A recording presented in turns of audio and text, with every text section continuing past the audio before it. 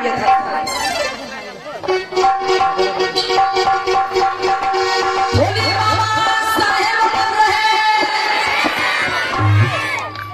अब गाथा की ओर आप लोग ध्यान दीजिएगा। इस देश की प्रथम शिक्षिका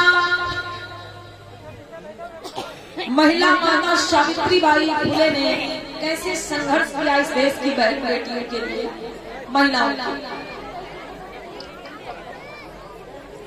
कमेटी से मेरा निवेदन है, जो लोग बाद में आ रहे हैं उनको पीछे ही आप बैठा, और ये जब तक करेंगे बड़ा डिस्टर्ब होगा, भैया हमारी चर्चा नहीं बढ़ा पाएगा। जो लोग आ रहे हैं उनको पीछे जब गए हैं तो वही बैठाइए। अब यहाँ जगह है नहीं, आ रहे लोग तो खड़े तो होंगे।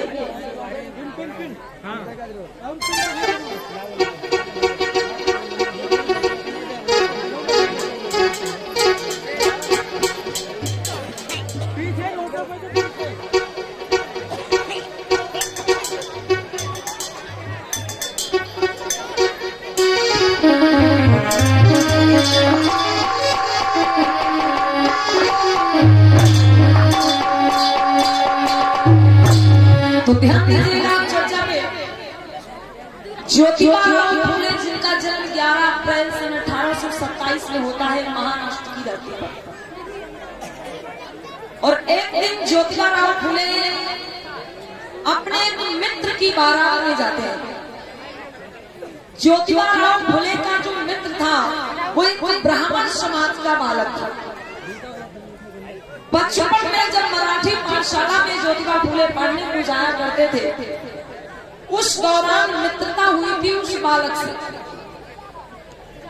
अब उस बालक की जब शादी हुई, ज्योतिबा फुले जी बारात में पहुंचे, तो जैसे ही वहां के लोगों को ये बात पता चली, जो भी जिस लड़के की शादी थी उसके परिवार के, उसके रिश्तेदारी जो भी लोग थे, जब उनको ये बात पता चली कि ये ज्योतिबा जो माली समाज से आता है, अर्थात चौथे वर्ण या शूद्र वर्ण से आता है, और एक शूद्र हम सब के साथ बारात में कैसे जा सकता है?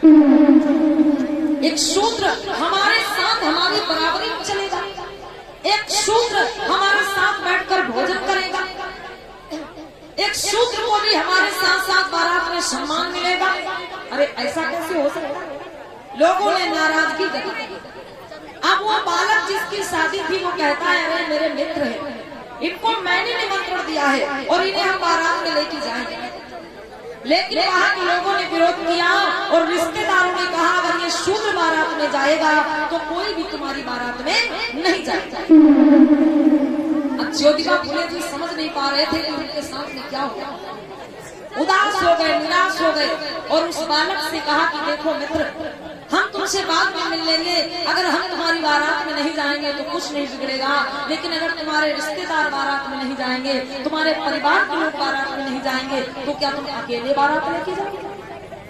ज्योतिबा फुले जी उदास निराश घर वापस लौट आते हैं और माता सावित्रीबाई फुले से सारी बात बताते हैं। माता सावित्रीबाई फुले ने कहा, अरे स्वामी कोई बात नहीं, ऐसा तो अक्सर मेरे लोगों के साथ में होता ही रहता है, आप भूल जाइए इस बात को। ज्योतिबा फुले जी ने कहा, नहीं, अरे इस घटना ने मेरी आंखों को खोल दिया, क्योंकि एक बात कही जाती है बंधुओं कि हर चीज ठोकर लगने से टूट जाती है, हर चीज ठोकर लगने से टूट जाती है, लेकिन एक इंसान ही ऐसा है जब उसे ठोकर लगती है तो वो संभल कर चलना सीखता है। अब ज्योतिबा फुले जी ने कहा कि अरे इस घटना ने मेरी आंखों को खोल। आखिर वो माली जाति से आते थे, उनके माता पिता फूलों की खेती किया करते थे, तो बचपन से ज्योतिबा फुले को ये एहसास नहीं हुआ कि वो भी शूद्र है।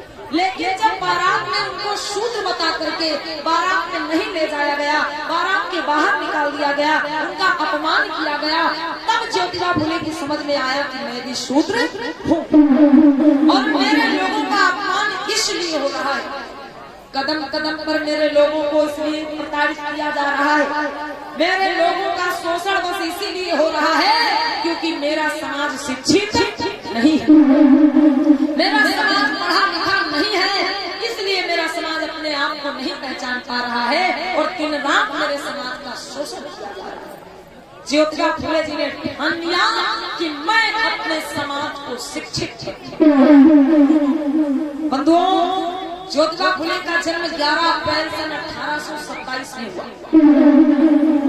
तो इस समाज के लिए शिक्षा के विषय में ज्योतिबा फुले ने सबसे पहले सोचा कि नहीं, हम अपने लोगों को शिक्षित करें और उसमें सबसे पहले हम क्या करेंगे, महिलाओं को, बहन बेटियों को शिक्षित करें।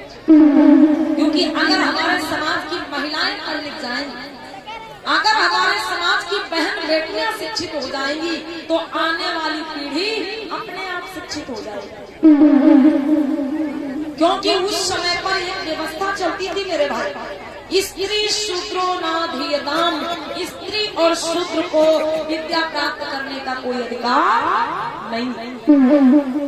उस समय पर ऐसी व्यवस्था चलती थी, ऐसी अफवाहें चलती थी कि नारी को पढ़ाना, बहन बेटी को पढ़ाना धर्म व्यवस्था के खिलाफ है।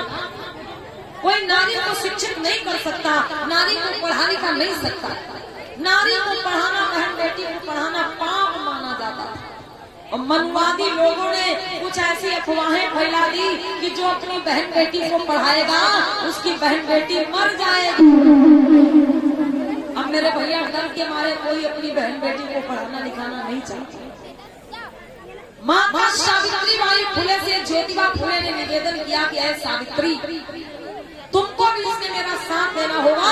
हम सबसे पहले अपने समाज की बहन बेटियों को पढ़ाएंगे। माता सावित्री बाई फुले कहने लगी, हे साहब, अरे मैं स्वयं नहीं पढ़ी हूँ तो मैं दूसरों को कैसे पढ़ाऊंगा।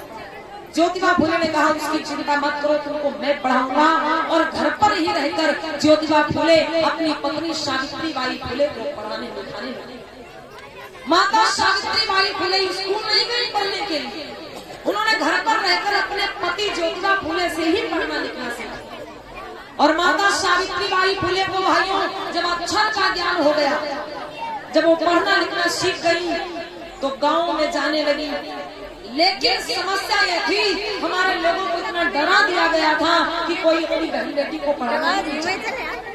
अब माता सावित्री बाई फुले जिस घर में जाती है, लोगों से कहती है कि अपनी बहन बेटी को पढ़ाओ, लोग चुप हो जाते हैं, वहाँ से उठ के चले जाते हैं, मना कर देते हैं। धीरे धीरे ये बात उन लोगों को पास पहुंच गई जो धर्म के ठेकेदार बने बैठे, जो धर्म के ठेकेदार, जो मनुवादी व्यवस्था के लोग ये चाहते थे कि नारी ना पढ़े। अगर नारी पढ़ गई, स्त्रियां पढ़ गई तो ये जितने भी चौथे वर्ग के लोग हैं ये तो सब शिक्षित हो जाएंगे। इनकी आने वाली पीढ़ी दर पीढ़ी शिक्षा को पहचानने लगेगी। ये सब अगर शिक्षित हो गए, पढ़ लिख गए, अपने इतिहास को जान गए तो फिर हमारी गुलामी कौन करेगा। अब मेरे भैया मनुवादी व्यवस्था के लोग ज्योतिबा फुले के घर पहुंच गए। ज्योतिबा फुले के पिताजी गोविंद राव जिनसे बोले कि हे गोविंद राव, अपने बेटा और बहू को रोक लो, तुम्हारे बेटा बहू धर्म की व्यवस्था के खिलाफ काम कर रहे हैं। धर्म कहता है नारी पढ़ नहीं सकती, तुम्हारे बेटा और बहू नारियों को, लड़कियों को, बहन बेटियों को पढ़ाने लिखाने में लगे। अपने बेटा बहू को रोक लो। अगर तुमने अपने बेटा बहू को नहीं रोका तो हम तुम्हें गांव के बाहर निकाल देंगे, हम दंड देंगे। अब भैया जब उन्हें धमकी दी गई तो गोविंद राव जी ने कहा, ठीक है, हम अपने बेटा बहू को समझा दें। ज्योतिबा फुले सावित्री बाई फुले को अपने पास बुलाया और कहा कि हे बेटा, हे बहू, ये काम जो तुम कर रहे हो ये धर्म की व्यवस्था के खिलाफ है। ऐसा करो, ये लड़कियों को पढ़ाना लिखाना छोड़ दो। ज्योतिबा फुले जी ने कहा, नहीं पिता, मैं कभी भी पीछे कदम नहीं रखूंगा। आप जिस रास्ते पर मैं चल रहा हूँ मैं चलता ही जाऊंगा और मैं कोई गलत काम नहीं कर रहा हूँ। अरे हमारे समाज की दुर्गति तो इसीलिए हो रही है क्योंकि हमारा समाज पढ़ा लिखा नहीं है। और सबसे ज्यादा दुर्गति इस बात में हो रही है क्योंकि हमारे समाज की महिलाएं पढ़ी लिखी नहीं है, महिलाओं को शिक्षा का अधिकार नहीं है। और मैं उन्हें वो दिलाना चाहता हूँ तो क्या गलत कर रहा हूँ। गोविंद राव जी ने बहुत समझाया, बहुत समझाया। ज्योतिबा फुले जी जब नहीं माने तो मजबूर होकर के ज्योतिबा फुले के पिताजी ने कहा कि या तो तुम ये समाज सेवा छोड़ दो, या तो तुम महिलाओं को पढ़ाना लिखाना छोड़ दो, और या तो मेरा घर छोड़ दो। ज्योतिबा फुले जी ने मेरे भाई घर छोड़ना मंजूर किया। बोले ठीक है, मैं घर छोड़ के निकल जाऊंगा, लेकिन मैं बहन बेटियों को पढ़ाना लिखाना बंद नहीं करूंगा। ज्योतिबा फूले और माता सावित्री बाई फूले, माताओं बहनों, आपके लिए महिलाओं को शिक्षा का महत्व समझाने के लिए, बहन बेटियों को पढ़ाने लिखाने के लिए अपने घर को छोड़ देते।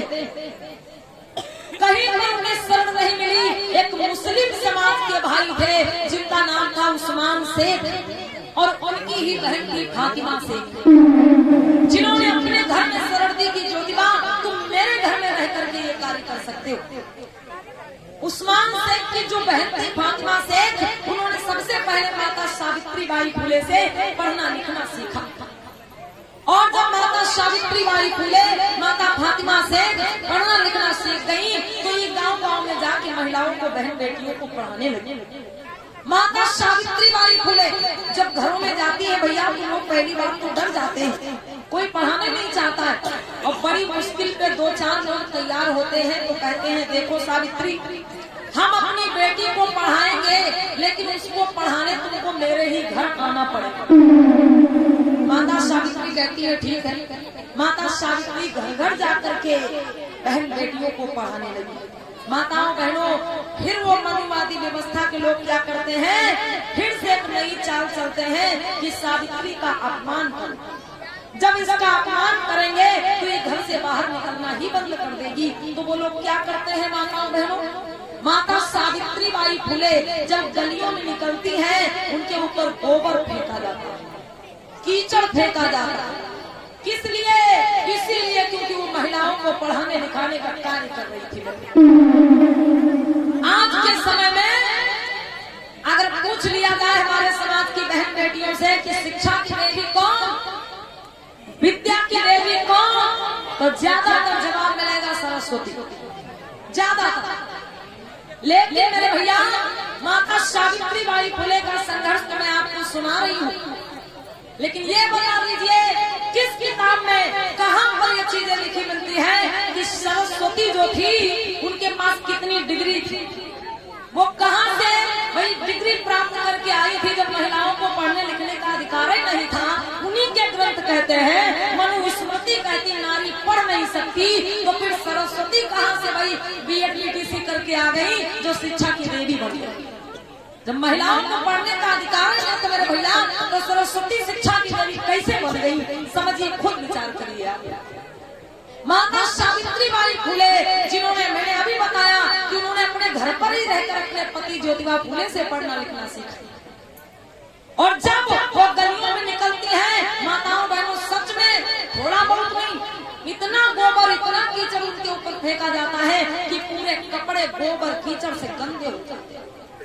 लेकिन माता सावित्री बाई फूले हिम्मत नहीं हारती, और माता सावित्री बाई फूले एक हाथ में झोला लेती है जिसमें किताब होती है, और एक हाथ में झोला लेती है जिसमें दूसरी साड़ी रखी होती है। बहनों, दूसरी साड़ी किस लिए? जिस घर में वो बैठ करके पढ़ाती थी, जब उस घर में पहुंचती है तो कीचड़ की सनी हुई साड़ी निकाल कर रख देती, और जो झोले में रख के ले जाती थी वो पहन लेती है। बहनों, तब वो बहन बेटियों को पढ़ाने लिखाने का काम करती है। बोलो भला, इतना अपमान कौन सहेगा आपके लिए? ये अपमान सहा माता सावित्री बाई फूले ने। किस लिए? आपको शिक्षा का महत्व समझाने के लिए, आपको पढ़ाने लिखाने के लिए। प्रतिदिन का यही नियम था, एक हाथ में झोला जिसमें किताब और एक हाथ में झोला जिसमें दूसरी साड़ी। जब घर में पहुंचती थी पढ़ाने के लिए, तो जो कीचड़ की सनी साड़ी होती थी वो निकाल के रख देती थी, जो झोले में रख के ले जाती थी वो पहन लेती थी, और जब पढ़ाने के बाद वापस लौटती तो वो कीचड़ की सनी हुई साड़ी फिर से पहन लेती है, क्योंकि उन्हें पता होता है कि अभी रास्ते में मेरे ऊपर फिर से गोबर कीचड़ फेंका। मेरी माताओं बहनों, इस तरीके से घर घर जाकर के जबरन हाथ जोड़कर विनती करके समझा बुझा के माता सावित्री बाई फूले ने बहन बेटियों को शिक्षा का महत्व समझाया। माताओं बहनों, इस देश में कोई व्यवस्था ऐसी नहीं थी जिसमें नारी जाकर के, बहन बेटियां जाकर के पढ़ लिख सके। जिस समय माता सावित्री बाई फूले ये संघर्ष कर रही, तब सबसे पहले मेरे भाई, सबसे पहले इस देश में नारी के लिए, बहन बेटियों के लिए, बालिकाओं के लिए पहला विद्यालय खोला किसने? ज्योतिबा फूले और माता सावित्री बाई फूले। 1 जनवरी सन 1848 में, 1 जनवरी सन 1848 में महाराष्ट्र के पूना शहर में सबसे पहले बालिकाओं के लिए विद्यालय खोला गया। माता सावित्री बाई फूले और ज्योतिबा राव फूले, जहां से शुरुआत हुई बहन बेटियों की शिक्षा। तो माताओं बहनों बोलो, इतना त्याग किसी देवी देवता ने किया आपके लिए? नहीं। माता सावित्री बाई फूले ने जो तकलीफें उठाई, जो समस्याएं उठाई, जो अपमान सहा, माताओं बहनों कोई देवी आपके लिए नहीं कर सकती। इसलिए इस बात को मत भुलाओ कि आपकी तरक्की के पीछे ज्योतिबा फूले, माता सावित्री बाई फूले, बाबा साहब अम्बेडकर, माता रमाबाई जैसे लोगों का भारी त्याग छिपा हुआ है। तब जाकर के आज आपको ये अच्छी जिंदगी मिल पा रही है मेरी बहन। और आज हमारी बड़ी माताएं बहनें क्या करती हैं? बाबा साहब की बदौलत, ज्योतिबा फूले की बदौलत, माता सावित्री बाई फूले की बदौलत जब आज सब कुछ मिल गया, अच्छी जिंदगी मिल गई, हक अधिकार मिल गए, तो वही हमारी माताएं बहनें क्या करती हैं भाई? घंटा जाके दूसरों के नाम का बजाती हैं। हम पहले भी बता चुके हैं कि खाते किसी और का और बजाते किसी और का। हक अधिकार बाबा साहब की दिए हुए खा रहे हैं, लेकिन मंदिर में जाके घंटा किसी और के नाम का बजा रहे हैं। ऐसे नहीं चलेगा बहन। अब समय आ गया है, जागिए। और अगर ऐसे ही घंटा बजाते रहे तो फिर घंटे ही हाथ में रह जाएगा, लास्ट में कुछ नहीं मिलेगा। क्योंकि यहाँ पर हमारे बहुत से मिशनरी भाई बैठे हुए हैं जो दिन रात बाबा साहब अम्बेडकर के मिशन को, महापुरुषों की विचारधारा को आगे ले जाने का कार्य कर रहे हैं। और माताएं बहनें आपको घंटे बजाने में लगी होती। पता इस देश में क्या क्या हो रहा है? जो हक अधिकार आपको बाबा साहब दे के गए ना, वो धीरे धीरे खत्म किए जा रहे हैं।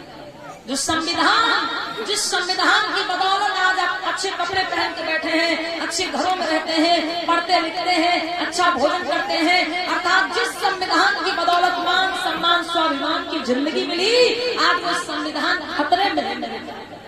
मनवादी व्यवस्था के लोग दिन रात षड्यंत्र रच रहे हैं कि आपको पुरानी दशा में फिर से पहुंचा दिया। इसलिए मेरी अम्मा बहनों विनती है हाथ जोड़ के कि घंटा बजाने से ना तो आपके पुरखों को लाभ हुआ था और ना आपको कोई लाभ मिलेगा। यही हम रह जाएगा, कुछ भी नहीं मिलने वाला। और याद रहे मेरे भैया, जो हक अधिकार आपको बाबा साहब दे के गए, अगर ये हक अधिकार खत्म कर दिए गए, आपके हाथ से चले गए, तो आप फिर उसी दशा में पहुंच जाएंगे जहां से बाबा साहब आपको निकाल करके लाए थे। और याद रखना, अगर फिर आप उसी पुरानी दशा में चले गए तो अब दोबारा बाबा साहब अम्बेडकर नहीं आएंगे आपके हक अधिकारों की लड़ाई लड़ने की। एक कहानी मुझे याद आती, कहानी नहीं बल्कि हकीकत है। आप लोगों ने देखा होगा, आज के 10-12 साल पहले मैंने भी देखा है गाँवों में अक्सर ज्यादातर माताएं बहनें, इधर सुनिए आप लोग, कितनी लोग हमारी बात को ध्यान से सुन रहे हैं? हाथ उठाओ, ध्यान से सुन रही हो? ठीक है, पीछे गर्दन मत करना, आगे देखना। हम आगे बैठे पीछे घूम जाती बार बार। देख रहे हैं नानी ना आई पड़ोस वाली, अब वो जीजी आ रही है, आई कि ना आई, कहाँ बैठी? अरे जो जहाँ आएगा बैठ जाएगा। आप सुनिए, आज के 8-10 साल पहले मैंने गाँव में देखा है अक्सर भैंस चोर खूब आते थे। आज भी आते कहीं कहीं, लेकिन पहले ऐसा ज्यादा होता। तो जब भैंस चोर आते थे तो वो क्या करते थे भैया? एक चोर केवल हाथ में खाली घंटा ले लेता। घंटा कौन सा? घंटा घंटी जो भैंस के गले में गर्दन में बांधा जाता। एक चोर हाथ में केवल घंटा ले लेता, और जब एक चोर भैंस खोल के चलता तो वो भैंस लेकर के दूसरी दिशा में जाता, और जिसके हाथ में घंटा होता वो दूसरी दिशा में भागता और खूब घंटी बजाते हैं। अब घर के लोग जब जागते हैं तो देखते हैं कि भाई भैंस का जो घंटा गले में बंधा था वो बज रहा है, लेकिन भैंस है नहीं खूंटे। अब वो कान लगाते कि घंटे की आवाज किधर से आ रही, तो पता चलता कि भाई हाँ इधर से आ रही घंटे की आवाज। अब जिसके हाथ में भैंस है वो तो इधर जा रहा है और जिसके हाथ में घंटा है वो इधर जा रहा है। अब भैया आप किधर जाओगे? भाई भैंस आपकी है नहीं और घंटी की आवाज जिधर से आ रही है आप उधर ही तो जाओगे कि भैंस इधर होगी इधर। अब वो चोर क्या करा, भागता जा रहा और आप पीछे पीछे जा रहे हैं दौड़ के। अब वो चोर जब काफी दूर पहुंच जाता है तो वहीं पे घंटा छोड़ देता और भाग जाता। अब भैंस के मालिक जब ढूंढते ढूंढते पहुंचते कि भाई घंटा की आवाज इधर से आ रही थी तो भैंस इधर ही गई होगी। अब जब वो वहां पे पहुंचते हैं तो क्या देखते, भैया भैंस तो नहीं है, खाली घंटा पड़ा हुआ। भैंस गई मतलब भैंस को चोर ले गए। हाथ का लगा हाथ का लगा, खाली घंटा, भैंस तो गई। तो इसलिए मेरे भैया ये जो आज घंटा बजा रहे ना यही हाथ रह जाएगा। और जो आपके पास है ना, अगर ऐसे ही आप आडंबर पाखंड में पड़े रहिए सब खत्म हो जाएगा। आपका जीवन तो थोड़ा अच्छे से गुजर गया, लेकिन ये नन्हे मुन्ने जो बच्चे हैं, ये आने वाली जो पीढ़ी है मेरी माताओं बहनों, ये गुलाम हो जाएगा। इसलिए अभी से जाग जाइए मेरे भैया और बाबा साहब अम्बेडकर को पहचान लीजिए, बाबा साहब की विचारधारा को पहचान लीजिए, अपने महापुरुषों की विचारधारा को अपनाइए, उस विचारधारा पे चलिए। और हमारे महापुरुषों की जो विचारधारा है वो शिक्षा ज्ञान विज्ञान की विचारधारा। अगर हम अपने महापुरुषों की विचारधारा पे चलेंगे तो हमेशा सुखी रहेंगे, आगे बढ़ते रहेंगे, ज्यादा नहीं। तथागत बुद्ध की एक ही बात हम अपने जीवन में उतारने सुख शांति आ जाएगी। बुद्ध ने 5 शील बताए हैं मेरे भाई। 5 शीलों में बुद्ध का 5वां शील है सुरा मेरे मज्ज पमादठाना वेर बड़ी सिक्खा पदम समाधियामी, अर्थात हम जुआ और नशा से हमेशा दूर रहेंगे। तो आज से ही आप मान के देखिए भाई, आज से ही आप यहाँ से मान के देखिए कि हाँ आज हम बुद्ध की विचारधारा अपने जीवन में उतार रहे हैं और बुद्ध की एक बात हम आज से मानेंगे। कौन सी बात? बुद्ध ने जो कहा है हमें जुआ और नशा से दूर रहना चाहिए। और भैया जितने भी आप नशा करते हैं सारे नशा आज से ही करना बंद कर दीजिए। और ज्यादा नहीं, 1 महीने के अंदर देख लीजिए आपको फायदा हो रहा कि नुकसान हो रहा। आपका पैसा बचेगा, आपका शरीर स्वस्थ रहेगा, आपके घर परिवार में लड़ाई झगड़ा नहीं होगा, आपके बच्चे जो हैं वो आपसे खुशहाल रहेंगे, प्रसन्न रहेंगे, हर वक्त फायदा ही फायदा दिखेगा। लेकिन कब? जब हम मानेंगे इनकी बातों को, तब। एक बार जोरदार आवाज में सभी लोग बोलेंगे दया हो करुणा हो। बोलिए तथागत बुद्ध की, बोलिए परम पूज्य बाबा साहेब की, बोलिए माता सावित्रीबाई फुले की। ये कुछ कमेटी में सहयोग राशि है, आप लोग अपने अपने नाम सुन लीजिएगा। ये 20 राष्ट्रीय मुद्रा सुरजीत जी पकड़िया हकीम पश्चिम मोहल्ला से, 20 राष्ट्रीय मुद्रा किरण जी पकड़िया हकीम से, 20 राष्ट्रीय मुद्रा शकुंतला जी बिरसा से, 10 राष्ट्रीय मुद्रा विपिन जी पकड़िया हकीम से, 20 राष्ट्रीय मुद्रा आकाश जी पकड़िया हकीम से, 10 राष्ट्रीय मुद्रा हिमांशु जी पकड़िया हकीम से, 50 राष्ट्रीय मुद्रा राधे किशन जी गोपालपुर से, 20 राष्ट्रीय मुद्रा अंजलि जी पकड़िया हकीम से, 20 राष्ट्रीय मुद्रा जसवंत जी महमूदपुर सैदनिया से, 10 राष्ट्रीय मुद्रा संत राम जी नथापुर से, 21 राष्ट्रीय मुद्रा पुत्तूलाल जी कॉलोनी से, 10 राष्ट्रीय मुद्रा प्रिया जी पकड़िया हकीम से, 10 राष्ट्रीय मुद्रा आराध्या जी झारा से, 10 राष्ट्रीय मुद्रा गोमती जी पकड़िया हकीम से, 20 राष्ट्रीय मुद्रा शंभू जी छोटी पकड़िया से, 10 राष्ट्रीय मुद्रा स्वाति गौतम जी पकड़िया हकीम से, 20 राष्ट्रीय मुद्रा शोभित गौतम जी 68 से, 20 राष्ट्रीय मुद्रा हरिपाल जी पकड़िया हकीम से, 20 राष्ट्रीय मुद्रा मिथिलेश जी जसवंतापुर से, 10 राष्ट्रीय मुद्रा अजय जी पकड़िया हकीम से, 20 राष्ट्रीय मुद्रा धर्म मित्रा गौतम जी पकड़िया हकीम से, 50 राष्ट्रीय मुद्रा शिवम गौतम जी रोहतापुर कला से, 20 राष्ट्रीय मुद्रा सूरज जी फतेहपुर से, 20 राष्ट्रीय मुद्रा शिवशरण जी रोहतापुर कला से, 20 राष्ट्रीय मुद्रा सुभाष जी पकड़िया हकीम से। और ये 20 राष्ट्रीय मुद्रा काजल गौतम जी सैदनिया से, 10 राष्ट्रीय मुद्रा शिवम जी पकड़िया हकीम से, 10 राष्ट्रीय मुद्रा राजकुमार जी पकड़िया हकीम से, 10 राष्ट्रीय मुद्रा नंदरानी जी पकड़िया हकीम से, 50 राष्ट्रीय मुद्रा शिवांगी जी पकड़िया हकीम से, 20 राष्ट्रीय मुद्रा राविंदर जी पकड़िया हकीम से, 50 राष्ट्रीय मुद्रा शकुंतला जी पकड़िया हकीम से, 50 राष्ट्रीय मुद्रा धर्मेंद्र जी देवरिया से, 50 राष्ट्रीय मुद्रा राजेश जी पकड़िया पूरब मोहल्ला से, 50 राष्ट्रीय मुद्रा लाला राम जी पश्चिम मोहल्ला से। ये सभी का कमेटी में सहयोगदान है। ये 50 राष्ट्रीय मुद्रा राजू गौतम जी कही मरिया से 50 राष्ट्रीय मुद्रा, अर्जुन गौतम जी कही मरिया से 50 राष्ट्रीय मुद्रा, लालता प्रसाद गौतम जी पकड़िया हकीम से 50 राष्ट्रीय मुद्रा, सूरज गौतम जी नाहिल से 20 राष्ट्रीय मुद्रा, अर्जुन गौतम जी पकड़िया हकीम से 20 राष्ट्रीय मुद्रा, करण गौतम जी पकड़िया हकीम से 50 राष्ट्रीय मुद्रा, प्रिंस गौतम जी कलमगंज से। और ये 50 राष्ट्रीय मुद्रा रावेंद्र गौतम जी पकड़िया हकीम से 50, 20 राष्ट्रीय मुद्रा आशीष गौतम जी हरैया से 20 राष्ट्रीय मुद्रा, सूरज गौतम जी गंगापुर से 20 राष्ट्रीय मुद्रा, प्रदीप गौतम जी हरैया से 10 राष्ट्रीय मुद्रा, राकेश कुमार जी गुना कमरिया से 20 राष्ट्रीय मुद्रा, हेतराम जी गुना कमरिया से 20 राष्ट्रीय मुद्रा, हर्षित कुशवाहा जी पकड़िया हकीम से 10 राष्ट्रीय मुद्रा, ओमवीर गौतम जी गुना कमरिया से 50 राष्ट्रीय मुद्रा, आशीष गौतम जी हेमंत नगला से 50 राष्ट्रीय मुद्रा, राहुल गुप्ता जी पकड़िया हकीम से 50 राष्ट्रीय मुद्रा, राम स्नेही जी पकड़िया हकीम से 10 राष्ट्रीय मुद्रा, रोशनी गौतम जी 10 राष्ट्रीय मुद्रा, काजल जी 10 राष्ट्रीय मुद्रा, दीपांशी जी 10 राष्ट्रीय मुद्रा, प्रिंजल जी, ये सभी लोग पकड़िया हकीम से 50 राष्ट्रीय मुद्रा, राम कुमार जी अटकोना से 20 राष्ट्रीय मुद्रा, सोबरन जी लोचनपुर से 20 राष्ट्रीय मुद्रा, सुदीप जी पकड़िया हकीम से 30 राष्ट्रीय मुद्रा, शिवानी जी खुटार से 20 राष्ट्रीय मुद्रा, राजन जी शिवनगर से 20 राष्ट्रीय मुद्रा, कैलाश जी शिवनगर से 20 राष्ट्रीय